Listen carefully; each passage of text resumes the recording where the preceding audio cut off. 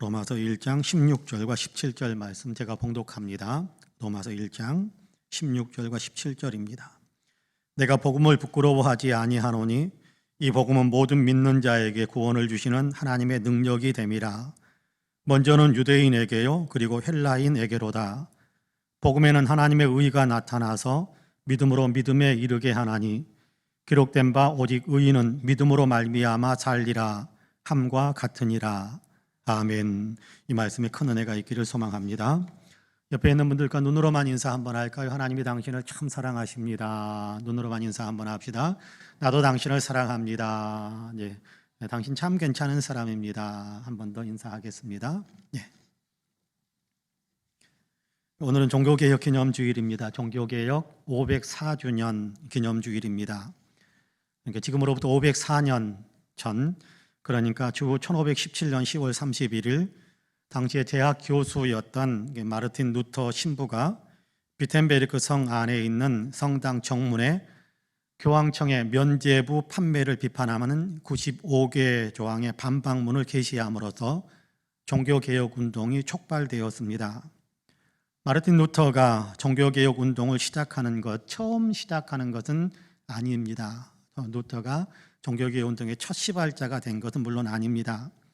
루터 이전에도 당시 부패한 카톨릭 교회가 개혁되어야 한다고 외치던 사람들이 많이 있었습니다. 대표적인 사람 두 사람을 든다면 영국의 신학자인 위클리프라든지 체코의 얀 후스 신부 등이 여기에 속한 사람들이다라고 말할 수 있겠습니다. 안타깝게도 개혁을 외쳤던 이 사람들은 교황청에 의해서 카톨릭에서 파문을 당하지요. 위클리프는 사망 후에 파문을 당했고 교황청은 그를 파문시킨 후에 그의 유해를 무덤에서 꺼내어 불에 태우기까지 했습니다. 40대의 젊은 신부 얀 후스를 개혁을 향해서 개혁을 외친다라는 이유로 붙잡아서 화형을 시키기도 했습니다. 가톨릭 교회는 이렇게 개혁을 외치던 사람을 화형시키므로 교황청의 교권에 도전하면 어떻게 된다, 이렇게 된다라는 것을 보여주면서 공포감을 조장하여 사람들로 하여금 개혁이라는 말도 꺼내지 못하게 만들려고 했던 것 같습니다. 그러나 얀 후스가 처형된 지 102년 후 34세, 34살의 젊은 루터가 교황청의 면죄부 판매에 대해 정면으로 도전함으로써 종교개혁의 불길이 치솟았고 개혁의 이 불은 독일에서만 이루고 멈춘 것이 아니라 전 유럽을 향해 들불처럼 번져갔습니다. 이 종교개혁 운동으로 인해서 개신교가 탄생해 되었습니다만 사실 루터는 카톨릭 교회가 아닌 다른 교회를 세우려는 그런 목적을 갖고 있었던 것은 아니었습니다.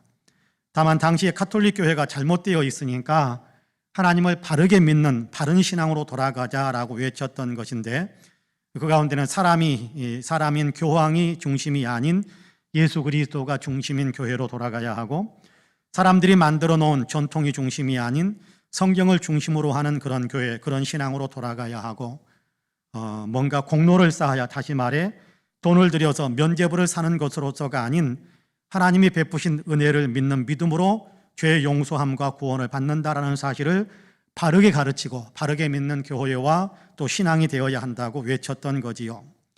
그럼에도 교황청을 중심으로 한 가톨릭 교회는 개혁자들의 목소리들을 전혀 받아들이지 않았습니다. 도리어 바른 신앙으로 돌아가자고 외치는 사람들을 핍박하고 정죄하고 파문했습니다. 그래서 부득불 새로운 형태의 교회가 탄생되지 않을 수가 없는 그런 상황이었는데 그렇게 해서 탄생되어진 교회가 바로 개신교입니다. 우리 교회도 이 개신교에 속한 교회이지요. 개신교 또는 개혁교회 그렇게 부르기도 합니다. 개혁교회라는 이 말은 계속해서 개혁하는 교회다라는 그런 의미가 있습니다. 날마다 자기의 믿음을 개혁시켜가는 거지요. 믿음의 원천인 성경을 기준으로 끊임없이 자기의 신앙을 개혁하자라는 것이 개혁교회의 특징입니다. 마르틴 루터가 개혁의 깃발을 흔들 수 있게 된 결정적인 계기도 사실은 성경 때문이었습니다. 자기의 죄 문제로 하나님 앞에서 의로운 존재가 되는 것을 고민하면서 내가 어떻게 이 심판을 피할 수 있을까, 내가 어떻게 의로울 수 있을까라는 것을 고민하면서 성경을 연구하다가 오늘 우리가 읽은 로마서 1장 17절의 말씀에 붙잡혔습니다. 말씀을 연구하고 묵상하는 가운데 바울처럼 하나님이 주시는 은혜를 깨닫게 된 거지요. 하나님의 은혜로 믿음으로 의롭다고 인정함을 받는다라는 사실을 깨달으면서 그는 그 깨달음을 얻는, 그 진리를 깨닫는 그 순간 천국을 맛본 것처럼 행복했다라고 고백하기까지 했습니다. 이제 우리는 루터의 개혁운동의 시발점이 되었다고 할 수 있는 바로 그 말씀을 함께 묵상하려고 합니다.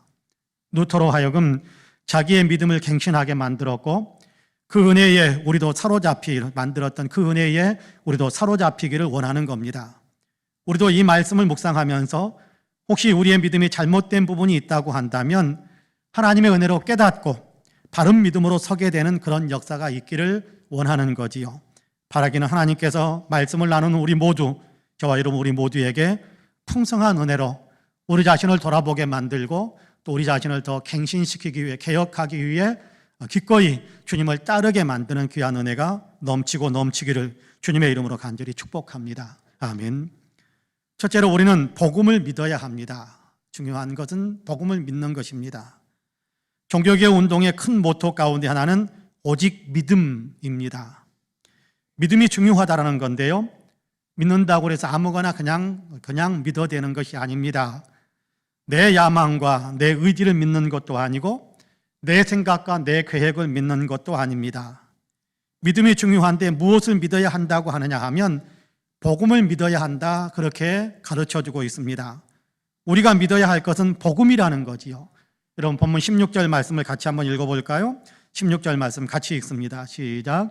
내가 복음을 부끄러워하지 아니하노니 이 복음은 모든 믿는 자에게 구원을 주시는 하나님의 능력이 됨이라. 먼저는 유대인에게요, 그리고 헬라인에게로다. 할렐루야. 복음은 모든 믿는 자에게 구원을 주시는 하나님의 능력이다, 그렇게 말씀합니다. 복음을 믿어야 한다는 거지요. 복음을 믿어야 한다는 것은 예수님께서도 이미 공생의 기간 동안에 우리에게 선포하시고 들려주셨던 말씀입니다. 마가복음을 보면 예수님께서 처음으로 선포하셨던 말씀, 처음으로 들려주셨던 설교의 말씀이 복음을 믿으라라는 것이었습니다. 복음을 믿으라, 복음을 믿어야 한다는 겁니다. 마가복음 1장 15절 말씀인데 여러분 같이 한번 읽어볼까요?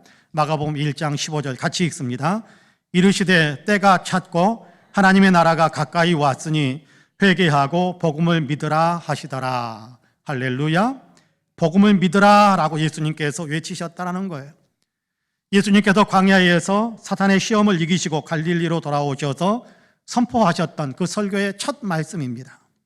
복음을 믿으라. 예수님께서도 복음을 믿으라라고 말씀하시고 오늘 우리가 읽은 로마서를 통해 사도 바울도 우리에게 복음을 믿어야 한다, 그렇게 가르쳐주고 있습니다. 복음, 우리가 많이 들었던 단어가 아닙니까? 그런데 막상 복음이 무엇이냐라고 물으면 선뜻 대답하지 못하시는 분들이 많은 것 같습니다. 복음이 무엇일까요? 복음. 헬라어로는 유앙겔리온이라고 되어 있고 영어로는 굿뉴스 혹은 가스펠, 그렇게 번역하기도 합니다. 이 말을 우리말 그대로 옮긴다면 좋은 소식 또는 복된 소식, 그렇게 번역할 수 있을 겁니다. 그래서 한자로 복음, 그렇게 축약해서 우리 성경에는 번역이 되어져 있습니다. 성경에서는 이 복음이라는 단어를 하나님께서 예수 그리스도를 통해 이루신 구원의 소식을 가리키는 단어로 그렇게 사용합니다. 하나님께서 예수 그리스도를 통해서 이루신 그 구원의 소식, 그걸 가리켜서 복음이다, 그렇게 이야기한단 말이에요. 그러니까 좀 더 간단하게 말한다면 예수 그리스도의 소식입니다. 마가복음 1장 1절에서는 하나님의 아들 예수 그리스도 복음의 시작이다, 그렇게 선포하고 있습니다. 하나님의 아들 예수 그리스도의 복음의 시작이다라는 말은 하나님의 아들 예수 그리스도가 복음의 시작이다, 그런 의미가 있습니다. 우리가 읽은 로마서 1장 1절과 2절에서는 이렇게 말씀하죠. 같이 한번 읽어볼까요? 로마서 1장 1절과 2절 같이 읽습니다. 예수 그리스도의 종 바울은 사도로 부르심을 받아 하나님의 복음을 위하여 택정함을 입었으니 이 복음은 하나님이 선지자들을 통하여 그의 아들에 관하여 성경에 미리 약속하신 것이라. 할렐루야. 바울은 자기가 하나님의 복음을 전하도록 택하심을 받았다라고 고백하면서 자기가 전하는 복음은 하나님의 아들에 관한 것인데 하나님께서 성경에 미리 약속하신 것이다 라고 가르쳐 줍니다. 복음이 무엇이라고 이야기합니까? 하나님의 아들에 관한 것인데 계속해서 로마서 1장 1절, 2절, 3절, 4절을 읽어보면 4절에서는 하나님의 아들은 예수 그리스도다라고 가르쳐집니다. 그러니까 복음은 예수 그리스도에 대한 소식이라는 겁니다. 하나님의 아들 예수 그리스도가 복음이요, 하나님께서 예수 그리스도를 통해서 이루신 그 일에 관한 소식이 복음이라는 겁니다. 그렇습니다. 예수 그리스도를 통해서 이루신 그 일에 관한 소식, 그것이 바로 복음입니다. 예수 그리스도 자체가 복음입니다. 예수 그리스도를 믿는 모든 사람에게 구원을 주시는 하나님의 능력, 예수 그리스도를 믿는 모든 사람에게 구원을 주시는 하나님의 능력, 그 능력이기 때문에, 우리를 구원하시는 일이기 때문에 복음인 겁니다. 구원한다라는 것은 불경건하고 악한 삶을 살던 사람, 죄로 인해 마땅히 하나님의 진노를 당해야 할 사람, 죄값으로 영원한 지옥의 형벌을 받아야 할 사람을 그 죄와 형벌에서 건져준다라는 그런 의미가 구원이라는 단어 속에 담겨진 의미입니다. 예수 그리스도를 믿으면 구원받는다, 이것이 복음이거든요. 이 복음을 받아들이면 하나님께서 구원하십니다. 죄에서 자유를, 저주에서 축복으로, 비천함에서 영광으로, 사망에서 생명으로 건짐받게 되는 것입니다. 그러므로 복음을 받아들여라, 그러므로 예수를 믿으라, 예수 그리스도를 믿으라 라고 하시는 겁니다. 예수를 믿으면, 복음을 믿으면 인생이 달라집니다. 나이지리아의 노예시장에서 한 소년이 담배잎 한 푸대, 담배 이파리, 담배 이파리가 있지 않습니까? 그게 한 푸대와 한 사람이 바뀌는 겁니다. 인생의 가치가 그 정도밖에 안 됐나 봐요. 노예 상인들은 그 소년을 노예선에 태워서 미국 노예시장에 팔기 위해서 미국으로 향했는데, 영국 해군이 그 배가 불법 노예선이다라는 사실을 알고 그 배를 납포해서 영국으로 끌고 갔습니다. 군대 목사님, 군목이 이 수백 명의 노예들 속에서 이 소년을 주시했습니다. 그래서 자기의 양자로 삼았습니다. 자기의 집에 데려가서 상처를 치유해주고 공부도 시키고 예수 믿는 신앙을 심어주기 시작했습니다. 이 소년은 신실한 신앙의 사람으로 성장해 갑니다. 30년쯤 세월이 흐른 후 나이지리아 교회에서 최초의 감독 취임 예배를 드리는 일이 있었습니다. 최초로 감독으로 취임하는 겁니다. 취임하는 감독은 세계적인 성서학자이며 민족의 지도자인 사무엘 크라우더 목사였습니다. 그리고 이 사람은 바로 30년 전 노예선에서 군목에게 양자로 선택을 받았던 바로 그 소년이었습니다. 세상에서 가장 불행했던 한 아이가 좋은 양부모를 만나 세상에서 가장 위대한 사람으로 변화된 겁니다. 예수님을 믿으면, 예수님을 만나면 그 사람의 운명도 이처럼 예수님으로 인해 놀라운 변화가 일어나게 됩니다. 예수 그리스도 복음을 믿으면 누구나 죄에서 자유함을 얻게 될 뿐만 아니라 하나님의 자녀가 되고 영원한 생명, 영원한 천국 생명을 누리게 되는 것입니다. 그렇습니다. 그러므로 사랑하는 성도 여러분, 이 복음, 예수 그리스도, 오직 믿음, 예수 그리스도를 향한 오직 믿음, 이 복음 예수 그리스도를 굳게 믿으시기를 주님의 이름으로 간절히 축복합니다. 둘째로, 복음을 믿으면 의롭게 됩니다. 복음을 믿으면 의롭게 됩니다. 복음을 믿어야 의롭게 되는 것이지요. 복음은 예수 그리스도라고 말씀을 드렸습니다. 예수 그리스도를 통해 행하신 하나님의 은혜의 소식입니다. 이 복음은 반드시 믿어야 한다라고 말씀드렸습니다. 복음을 믿는 것과 믿지 않는 것은 엄청난 차이가 있기 때문에 그렇습니다. 믿는 것과 믿지 않는 것 사이에는 어떤 차이가 있을까요? 성경은 복음을 믿음으로만 의롭게 될 수 있다라고 말씀합니다. 복음을 믿지 않으면 의로워질 수 없고 복음을 믿음으로만 의로워질 수 있다, 그렇게 말씀하세요. 본문 17절 말씀인데요. 그럼 같이 한번 읽어볼까요? 같이 읽습니다. 시작. 복음에는 하나님의 의가 나타나서 믿음으로 믿음에 이르게 하나니 기록된 바 오직 의인은 믿음으로 말미암아 살리라 함과 같으니라. 할렐루야. 종교개혁자 마틴 루터는 복음에는 하나님의 의가 나타난다라는 말씀을 읽으면서 무척 괴로워했었다고 합니다. 복음을 온전히 이해하지 못하고 있을 때였는데요. 여기 하나님의 의를 하나님은 의로우신 분이시다라고 선포하는 것으로만 이해했기 때문입니다. 하나님은 의로우신 분이다라고만 이해한 그 이해 가운데서 하나님은 의로우셔서 죄인을 용서하지 않으시고 다 심판하신다고만 이해하게 되는데, 그러다 보니까 자기 자신이 의롭지 못한 상태에 있다는 사실을 알게 되고 내가 하나님의 심판을 받겠구나라는 사실을 생각하는 겁니다.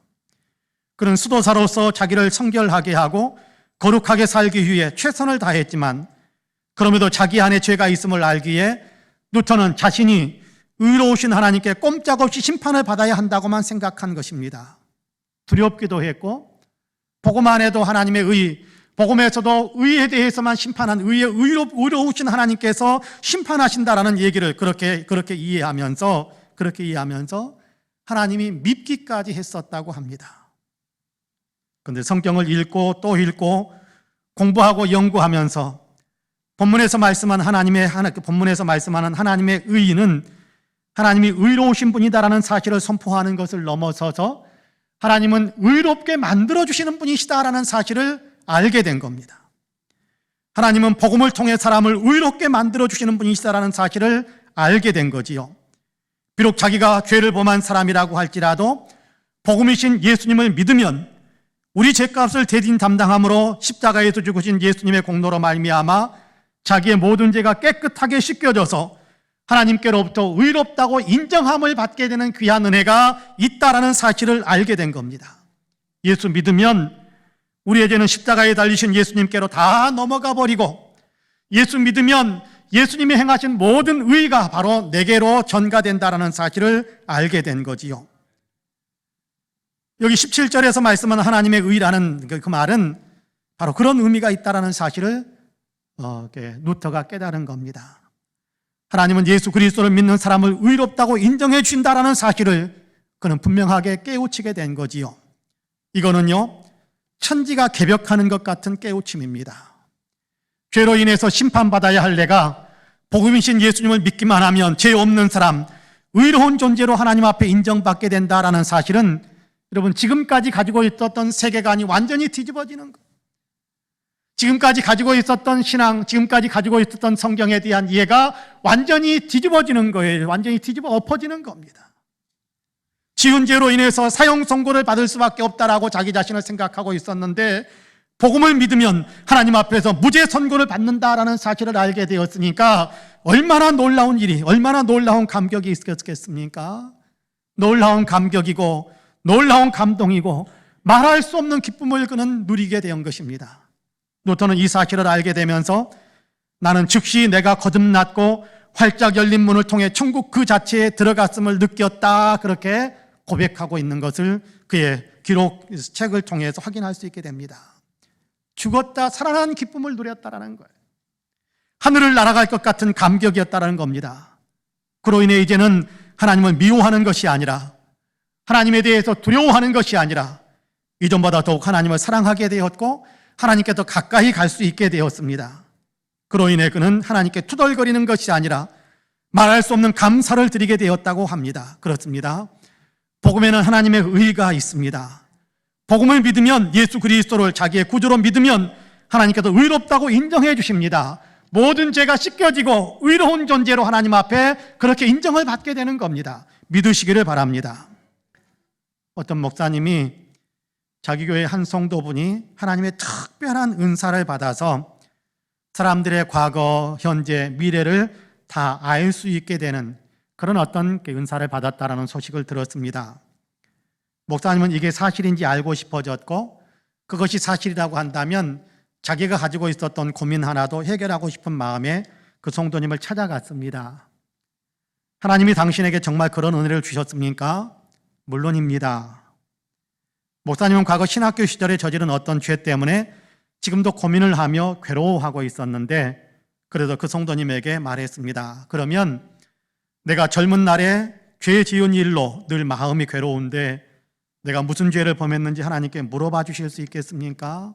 하나님을 통해서 알아줄 수 있겠습니까? 그래서 성도님은 기도하면 하나님께서 알려주실 거라고 대답했습니다. 그리고 목사님은 교회로 돌아갔습니다. 얼마 후에 목사님과 성도님이 다시 만났습니다. 기도해 보셨습니까? 기도했습니다.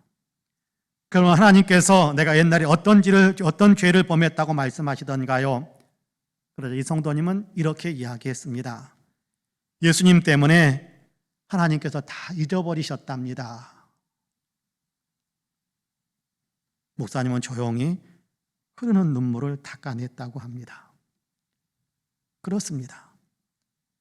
하나님은 복음을 믿는 모든 사람들의 죄를 예수님 때문에 다 용서하실 뿐만 아니라 아예 기억조차 하지 않으신답니다. 하나님의 기억에서 다 지워주신다라는 겁니다. 예수님 때문에 의롭다고, 천국에 들어올 수 있을 정도로 충분히 의롭다고 그렇게 인정해 주시는 거예요. 용서하시고, 잘못하면 너 지난번에 또 이런 잘못했는데 또 그러냐라고 옛날 거 끄집어내서 말씀하시는 분도 아니고, 용서하시면서 기억조차 하지 않는 다 지워주시고, 다 용서하시고, 다 깨끗하게 하시고, 의롭다고 천국에 들어올 정도로 너는 죄가 하나도 없네, 모든 것이 다 깨끗하네, 그렇게 받아주신다라는 거예요. 예수 믿으면 하나님께서 저와 여러분의 모든 죄를 용서하시는 정도가 아니라 전혀 기억조차 하지 않으신다라는 겁니다. 믿으시기를 바랍니다. 바라기는 저와 여러분 우리 모두는 복음인 예수 그리스도를 믿음으로 하나님으로부터 의롭다고 인정함을 받는 그런 아름다운 믿음의 삶을 살아가시기를 주님의 이름으로 간절히 축복합니다. 아멘. 마지막으로 복음을 믿음으로 믿음에 이르게 된다라고 가르쳐집니다. 오직 믿음으로. 그렇습니다. 성경은 믿음을 아주 강조합니다. 복음이신 예수님을 믿는 거지요. 예수 그리스도께서 십자가에서 죽으심으로 나의 죄가 씻겨졌음을 믿는 겁니다. 예수 그리스도로 인해 하나님께서 나를 의롭다고 인정해 주시는 것을 믿는 겁니다. 이 믿음으로 우리는 하나님의 자녀가 되고 하나님의 나라에 들어가게 됩니다. 본문 17절 말씀에서는 또한 이 믿음으로 믿음에 이르게 된다라고 말씀하십니다. 그럼 17절 말씀을 같이 한번 읽어볼까요? 17절 말씀 다시 한번 같이 읽습니다. 시작. 복음에는 하나님의 의가 나타나서 믿음으로 믿음에 이르게 하나니 기록된 바 오직 의인은 믿음으로 말미암아 살리라 함과 같으니라. 할렐루야. 복음에는 하나님의 의가 나타나서 믿음으로 믿음에 이르게 한다, 그렇게 말씀하고 있습니다. 하나님께서 의롭다고 인정해 주시는 은혜가 있어서 믿음에서 믿음에 이르게 한다라는 겁니다.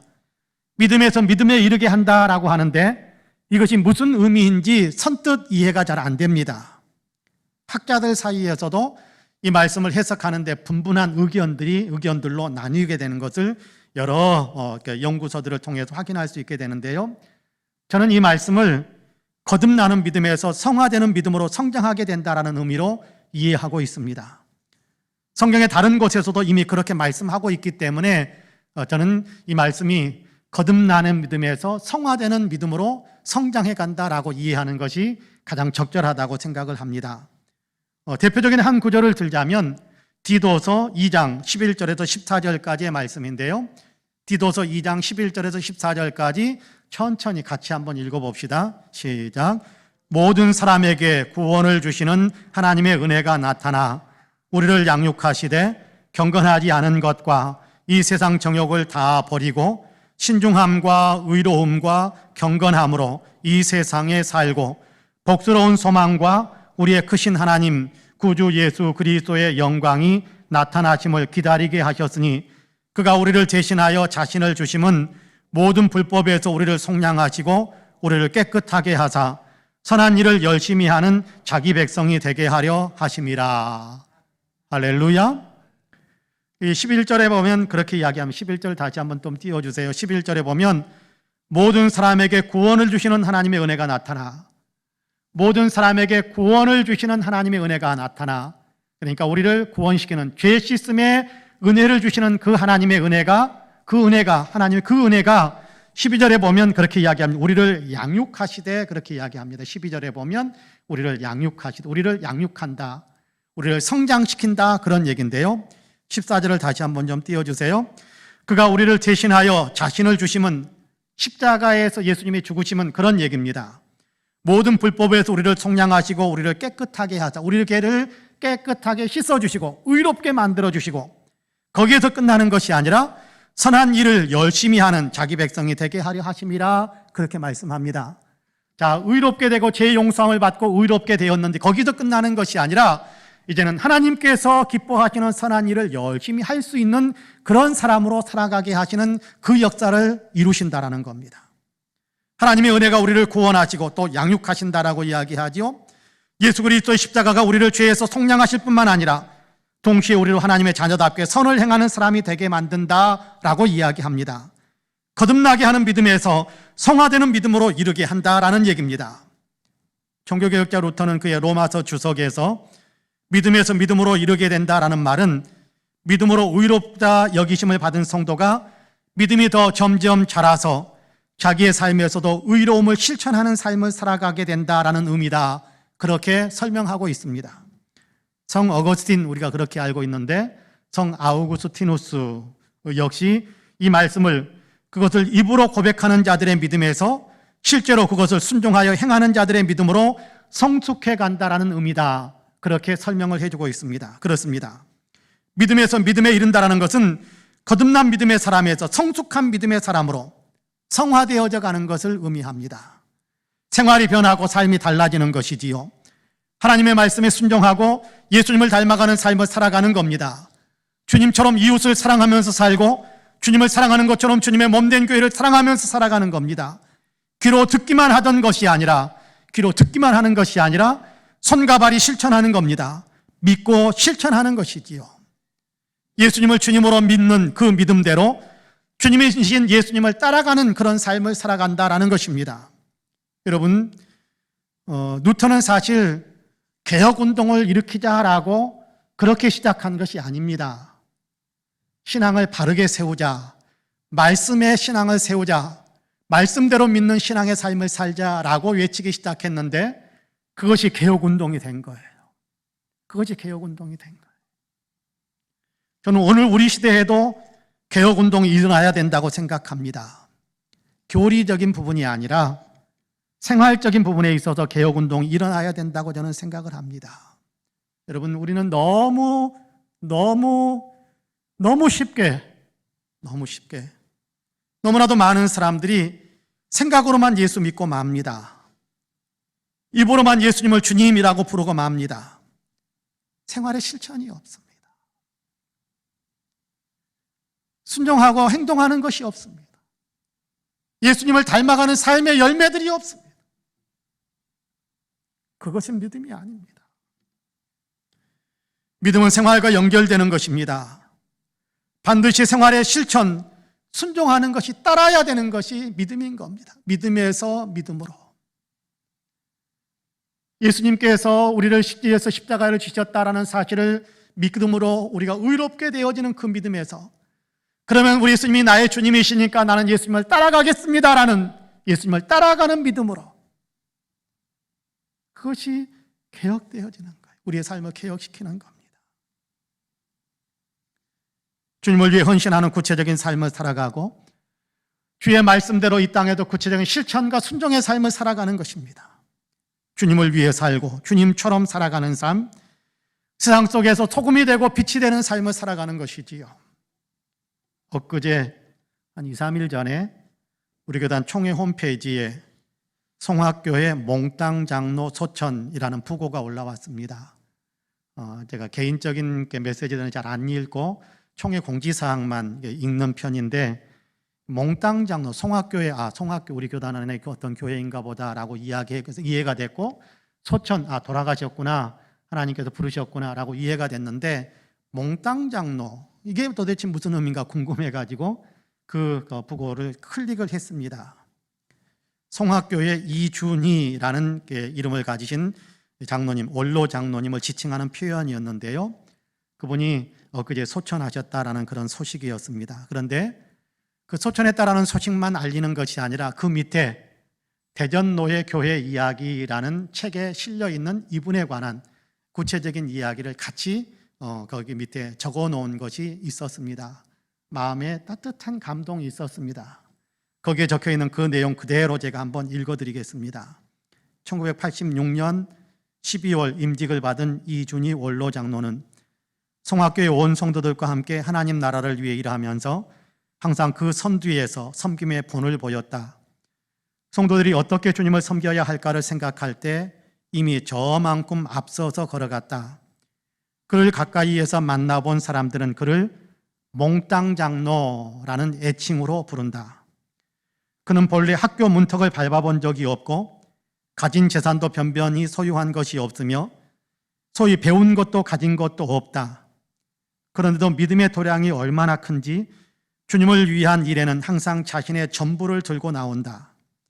교회 건축을 위해 자신의 전 토지를 바치고 교회 일을 위해서는 자신의 노후를 위해 저축한 돈뿐 아니라 그 품에 잠시 머무는 모두를 내려놓았다.